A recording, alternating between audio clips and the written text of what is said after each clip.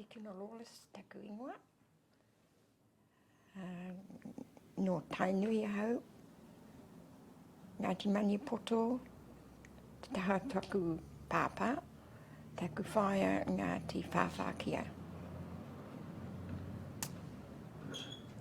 Kei Wainganui Ngāti Pikiao au e noho ana.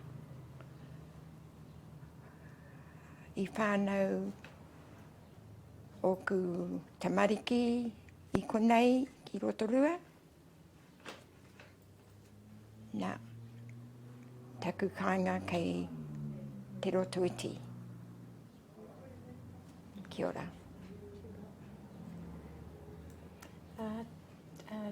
Tēnā koutou katoa, ko Tina Wirihana ahau, no Ngāti Maniapoto Raukawa, Ngāti Whawhākia, Ngāti Pikiao.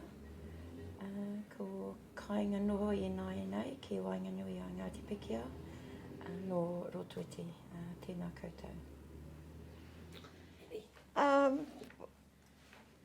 I didn't grow up knowing Raranga. My growing up was with my parents on a farm. I'm the third eldest of 16 children. So weaving wasn't among us as we were growing up.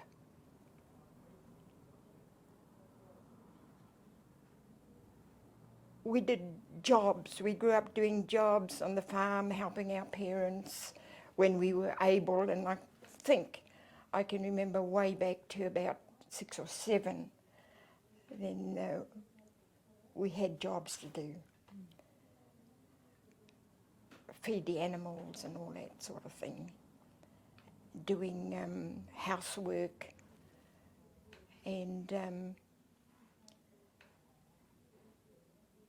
all those things that that a mother had to cope with all these children. So I was growing up now old enough to help with the next baby that was born, and went to a local native school, and it was to school, back home, and there was jobs to do. Then from the native school, because our parents weren't happy with the native school because how they were treated when they were growing up. They only knew te reo, not English. So our parents decided to take us out of that native school and sent us to a public school where I learnt things not Māori. So that was my growing up, knowing non-Māori stuff. And during my growing up, I can remember my grandmother, my dad's mother. She was a weaver. And I can remember her taking me wherever she went. Yes, and I can remember hiding behind her skirt and that sort of thing. I can still remember now that I'm being asked about my growing up. Then I also had a grand aunt, and they were sort of the same age, these queers, and both wore moko, and they were both weavers. So she would want to have me some days. And that's my remembering growing up. And as I got older, of course, married with children, and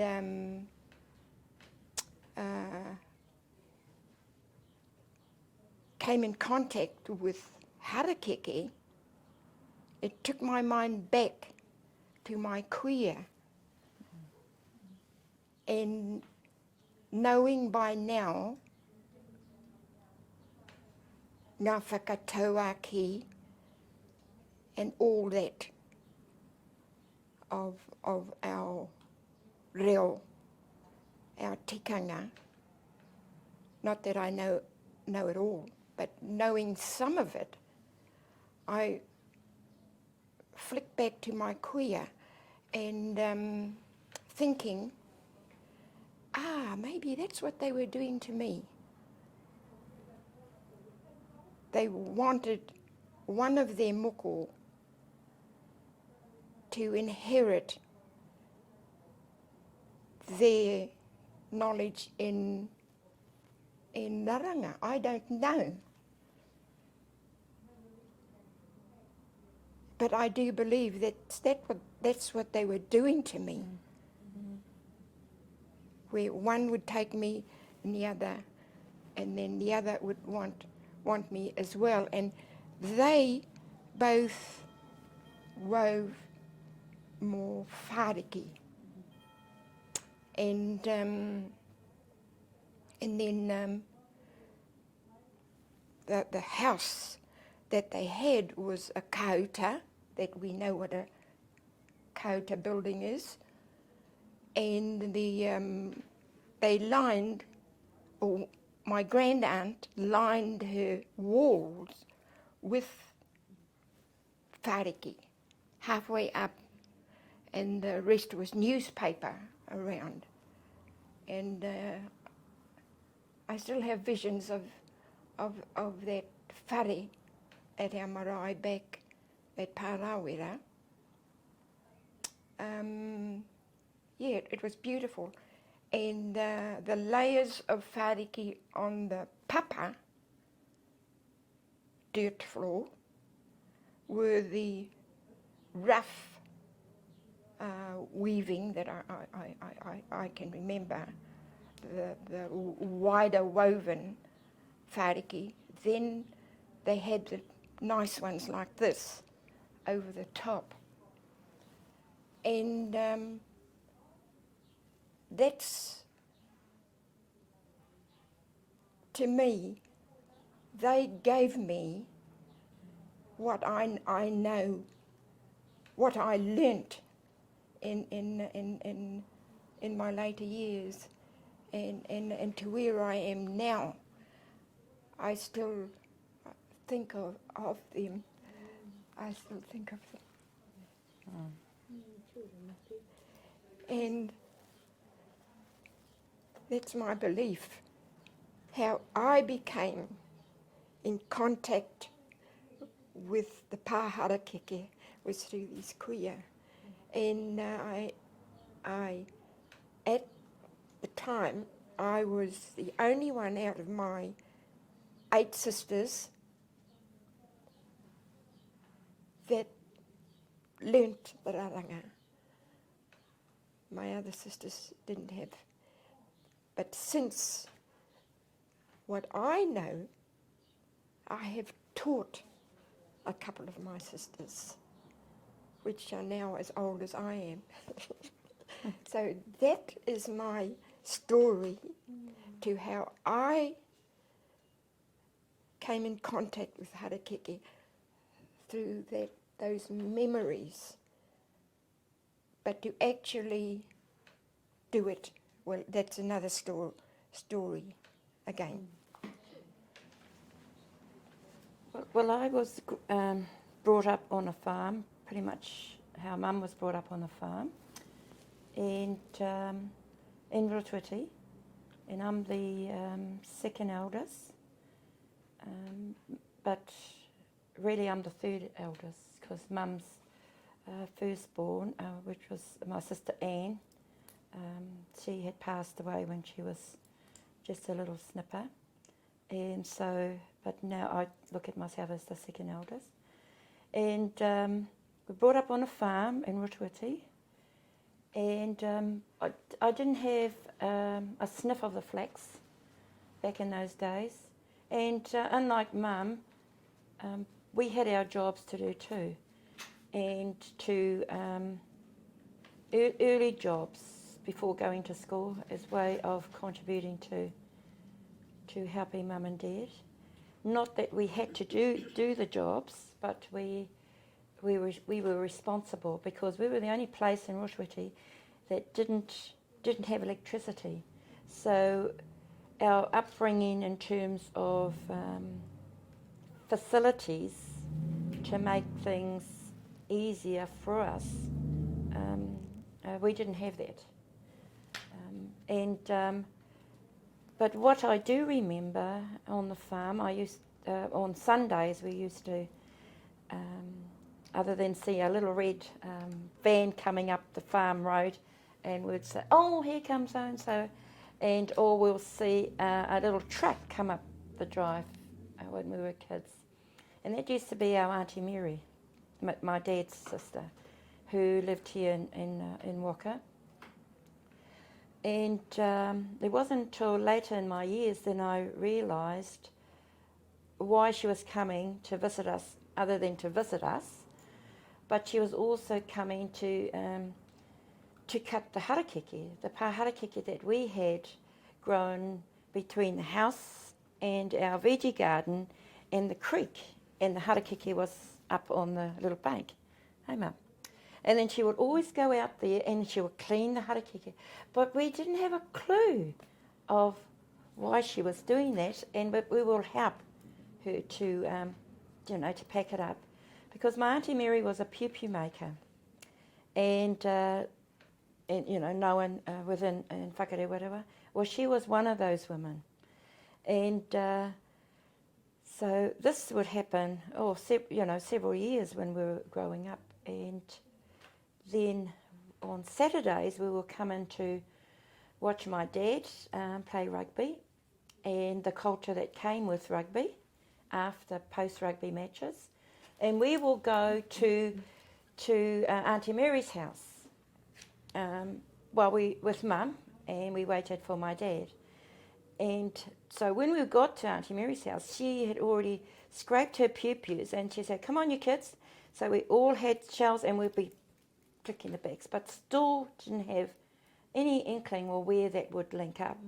And then we had to bundle them up, and then she would tell us all to go to Whakare whatever to boil the flax. So that, I would say, was the first connection I had with harakeke, let alone understanding what it all meant. And so then when Mum started to move away from the crocheting, dressmaking, Mum was a really good dressmaker, and she probably still is today if she goes back to her sewing machine and a knitter, because I don't know how to use the machine. well, and it all contributed to affordability. So Mum made our clothes, knitted everything, and yeah. So with that came Mum's interest with early childhood. But we were past the preschool age group by then, and it was a way that Mum saw about contributing to the community, because she would see that there were young families within the community that really needed some help in whatever way, and without identifying what that need was, because she didn't see it as a need, it was about supporting families. So then that led her into preschool education, which was Play Centre, and also the Māori Women's Welfare League movement. So it was with those two organisations that there was this weaving happening. But it wasn't really, I don't think, taken that seriously. It was just something to occupy the time, and it was, so that was what the intent was. So then I got to see Mum at that early stage, and I kind of was like how Mum was to her kuia, I suppose. I kind of latched onto her skirts and followed her at marae, at Rutwiti. And to this day, I can visualise the marae at Punawhakarea, and where we were actually sitting in the wharekai, and that was our first ever wānanga that we started to weave. And there was only Mum and myself and Auntie Nana Nicholas. Auntie Nana Nicholas, Sammy, you know Auntie Nana. And so it was the three of us, I think. Yeah, there was some more. Was there more? But I only saw three of us. Yeah. And so that's when I first made a kite, because I could observe what Mum was doing, and I just sit there and do it. And I think I was 12 then, and I made a kite kai, and then made a little rodo. So that was my first taste of weaving, way back then. Did I say 12? And then from there, it's just growing, and I guess that's where it's going to lead up into our discussions a bit later, and that's my first taste of it. So The one that I really, really think of, and for me, it looks at lots of things that I've done, and it's the one that says he kākano I ruia mai I rangi ātea. That's a strong one for me, because it's, when thinking of it, it means such a lot. It's not just one seed. It's lots and lots. That's the one that is dear to me, because then I flick back to my kuia. That's what they did to me, unknown to me. So that is my favourite one. I'm not too versant in our knowledge of te reo. I had to learn it in my adulthood, and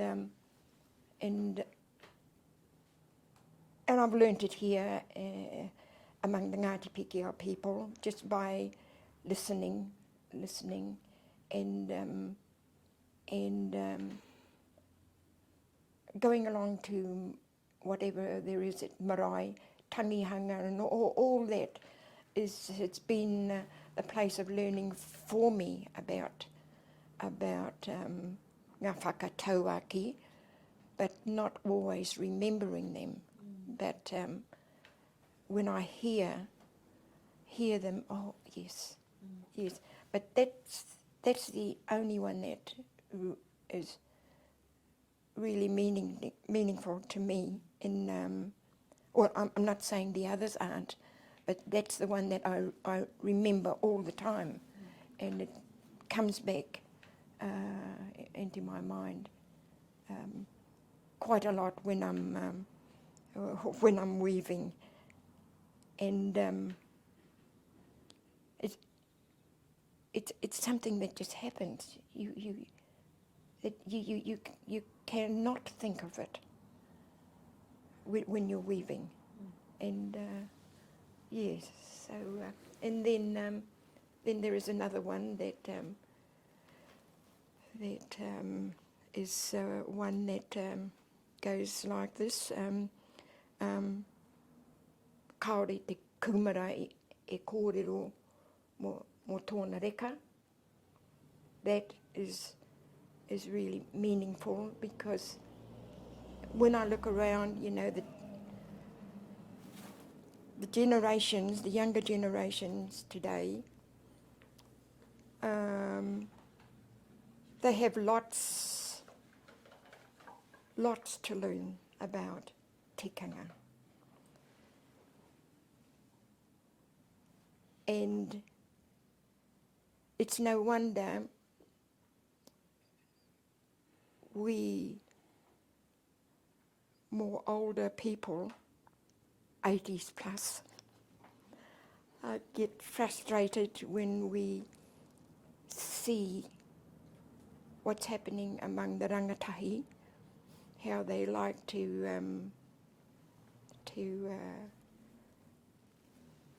well, about the kumara. They don't understand what that means. They are out there, and yeah, we get quite, well, I do it anyway, you know, and I look at them and I think, boy, and they talk tikanga, they don't know what tikanga is. So that's another one that I take quite seriously with myself, and I've shared that with Tina, and on her travels, that and you know all about her travels, and it's like a to me, whakatauki is like karakia, respect about those whakatauaki haven't been given to us just to learn. There's a depth of knowledge in them. So that one in particular. Mm-hmm. Just following on from Mum, and the whakatauaki that I'm reminded of, and this is through conversation with Mum, and Mum might correct me when I'm saying I might say incorrect. Waiho mā he tangata? Ai, Waiho mā he tangata? e kōrero. He kōrero. And it makes reference to let others acknowledge your virtues. And so I have that with me all the time. So, and yes, there are many, but those are the ones that we are connected through. And it's through Grandad, really, through Mum's dad, who has continually filtered us through, and I'm just making association to Mum and how it is, how Mum has been the receiver of that. And we can see, as her children, we can see how that is.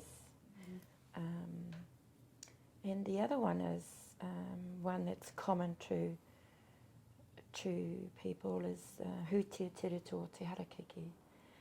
And I like referencing that whakatauaki in light of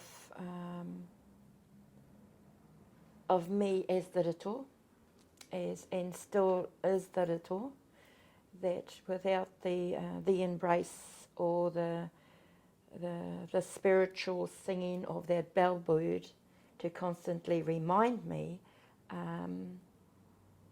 I have got no direction. So I use that whakatauaki and interpret it the way I see myself working and being guided by Mum.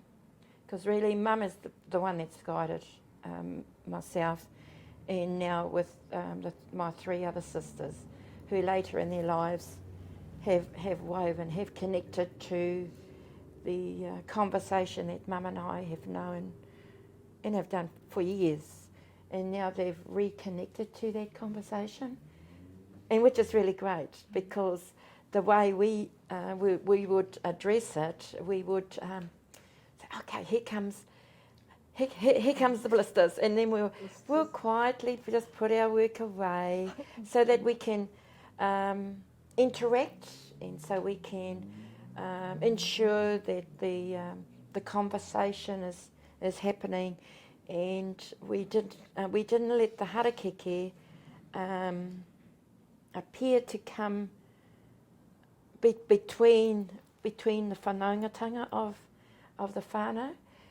But what's enlightening for us, and more so for Mum, yes it is for me too, but more so for Mum, that her 3 other girls have picked up the weaving, and they are quite openly saying, now we know what the conversation has been, but we couldn't tell them that. We couldn't tell them that, and I guess they had to find that out themselves, and in the time that they were ready to find out. But in the meantime, we will just keep doing what we were doing, and then suddenly they're sharing, and then Mum and I will look at one another, and we go like this, you know. So all of that, and it's really enlightening, and it also is, and this still comes back to the Hutia Te Rito, because we are the ones around them nurturing and letting them realise how humbling it is to be in that realm.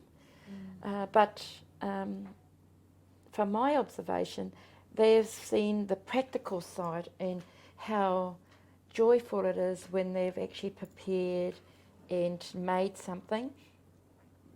They've made it first, then they've gone into the harakeke, pāharakeke, then they've started to clean the pāharakeke, which is really great because they've got years to catch up.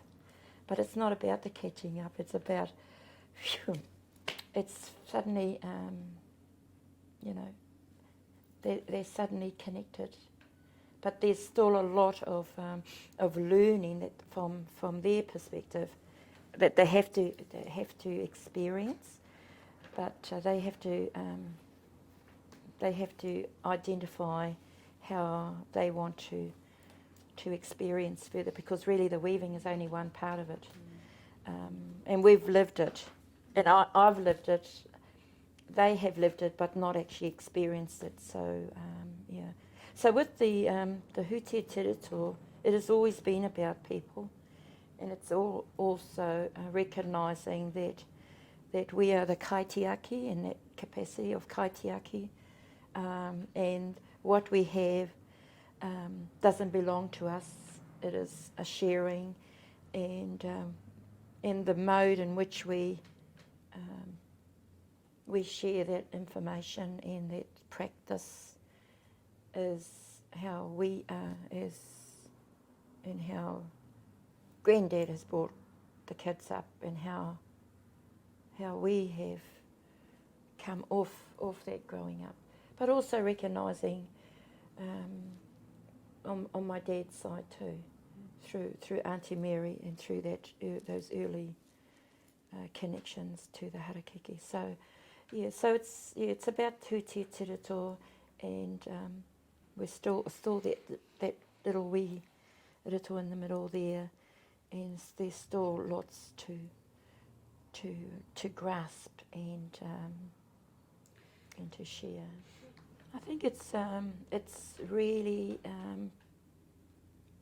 talking to them early, even before they become mothers or fathers, because and this is what I'd like to see with my mokopuna, and what we've seen with my grandnieces and nephews. We've become familiar with those practices because of the early preschool experiences that was permeated in our home when Mum was in preschool education. And so it actually gave us an inkling of those practices before we actually became parents. And within the upbringing would then apply it to how we would like to not mould, but to lovingly bring up our mokopuna without any other what is it?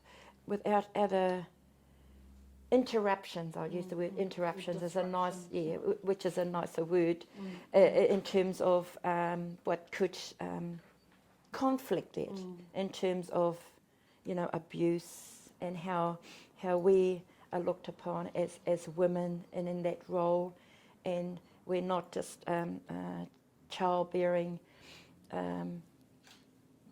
elements of the whenua, and we're not designed to be at home to keep the home.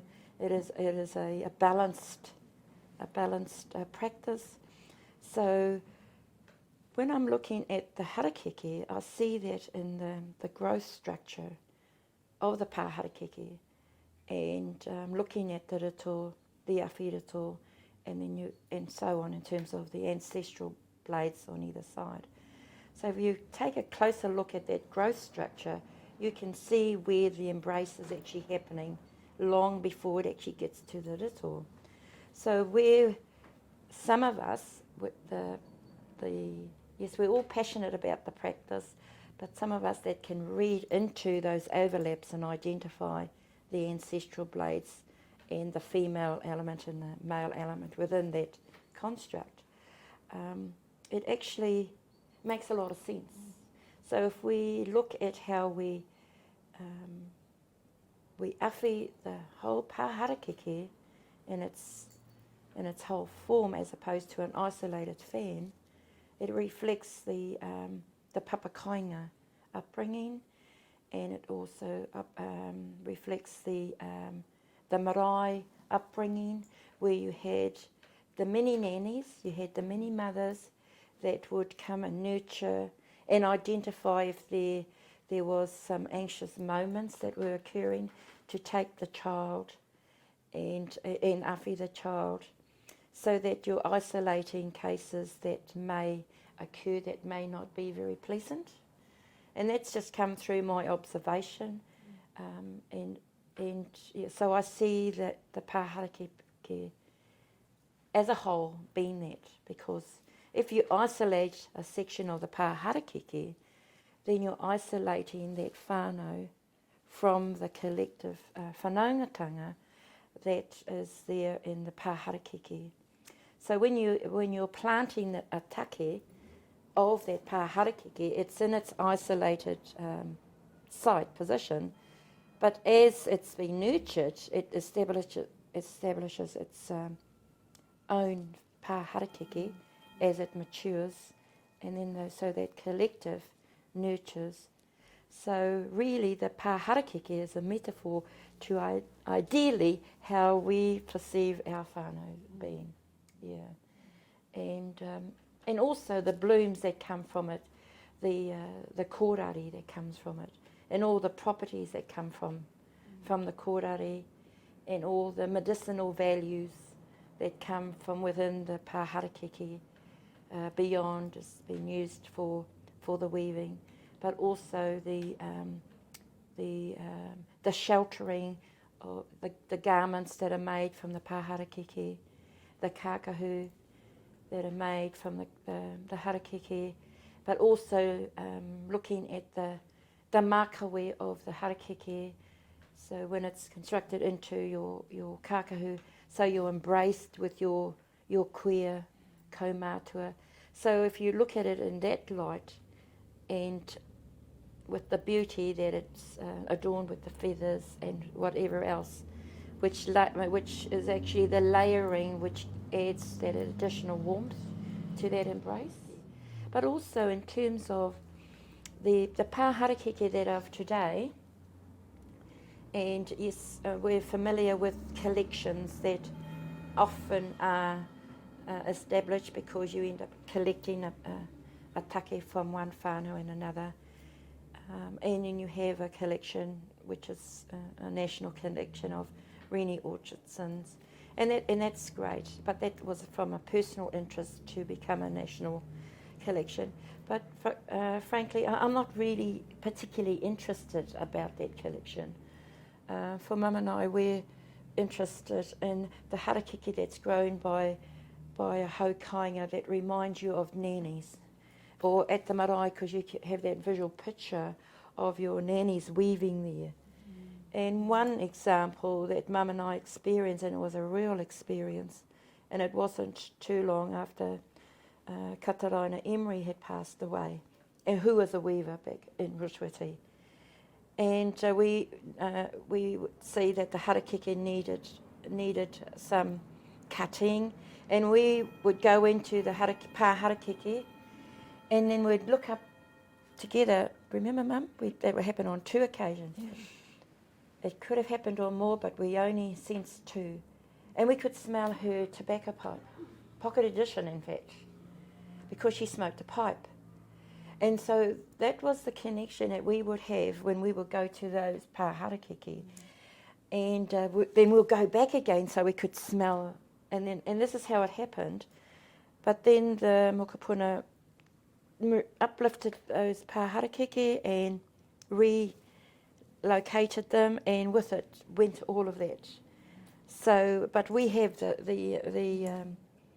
we have the experience that we really experienced what took place there. So that's what the pā harakeke has done for us, and how we view the pā harakeke in terms of life ones. And so we associate everything that we experience to that of being noa.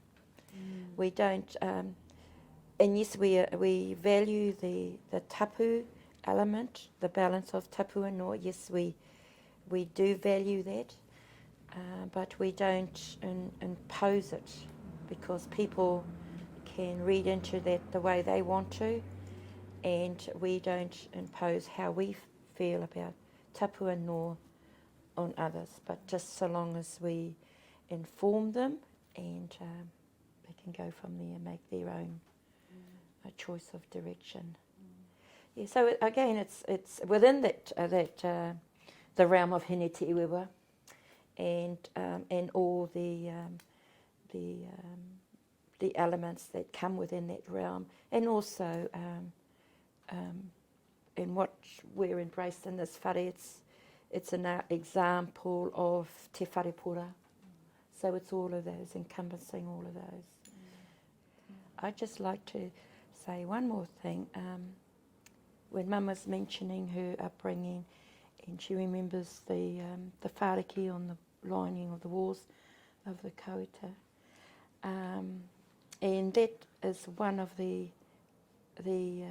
strong points of why the tūwhara are on the walls in Ihinga, because I've taken it from Mum's upbringing and the walks through the ngahere and identifying the carpet of those dried leaves in the ngahere. But in actual, and we've known this, but this is the first time I've shared it with people, that the tūwhara in Ihinga reflects the kahuta that Mum was brought up in. Ngā mihi ki a koe o tēnei kōrero.